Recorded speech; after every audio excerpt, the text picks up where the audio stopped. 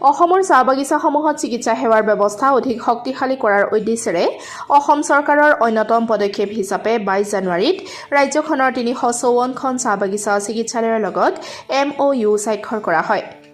এই MOUৰ জৰিয়তে বৰ্তমানৰ চাহ বাগিচা চিকিৎসালয়সমূহ আয়ুষ্মান আৰোগ্য মন্দিৰলৈ উন্নত কৰা হ'ব।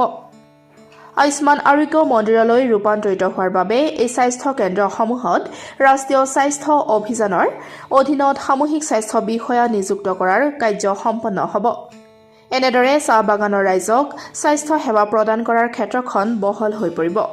প্ৰসূতি, মাতৃ, শিশু, পৰিয়াল পৰিকল্পনা, প্ৰতিষেধক প্ৰদান, বয়োজ্যেষ্ঠজনৰ স্বাস্থ্য সেৱা, প্ৰশমনমূলক সেৱা, কিশোৰ-কিশোৰীৰ স্বাস্থ্যৰ যত্ন, সংক্ৰামক আৰু অসংক্ৰামক ৰোগ, বিভিন্ন ৰোগ আৰু স্বাস্থ্যৰ কল্যাণমূলক সজাগতা কাৰ্যসূচী আদিৰ সুবিধা প্ৰদান কৰা হ'ব।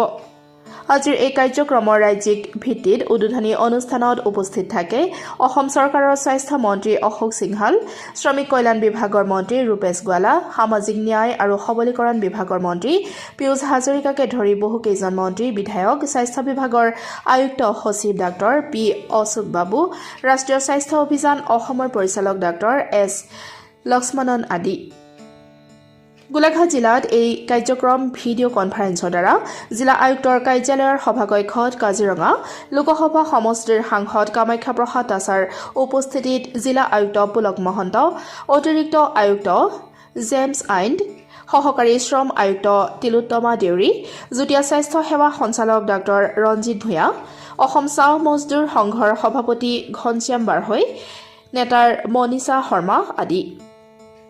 চুক্তিবদ্ধ হোৱা 5খন চাহ বাগান ৰঙাজান, উষা, জামুগুৰি, লেটেকুজান, দৈয়াং বাগানৰ কাৰ্যনিৰ্বাহক, মহকুমা স্বাস্থ্য আৰু চিকিৎসা বিষয়া, ৰাষ্ট্ৰীয় স্বাস্থ্য অভিযান, গোলাঘাটৰ খণ্ড আৰু জিলা পৰ্যায়ৰ বিষয়াসকলো উপস্থিত থাকে। নিউজ ডেস্ক ৰিপৰ্ট, দৃষ্টিকোণ।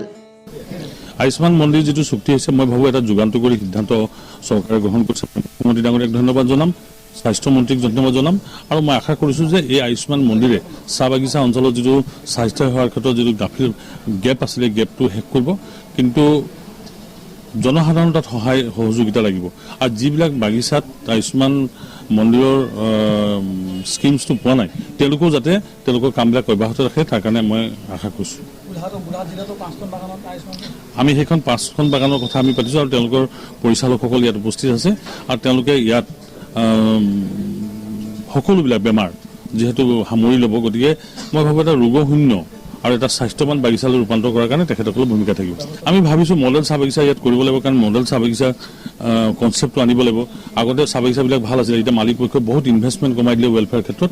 তাৰ বিপৰীতে কিন্তু চৰকাৰে বিভিন্ন ধৰণৰ আঁচনি বাগিচাবিলাকত দিছে। এই আঁচনিৰে সমৃদ্ধ হ'লে চাহ বাগিচাবিলাক এটা ভাল অনুষ্ঠানলৈ ৰূপান্তৰ হ'ব, আমি আশা কৰিছোঁ।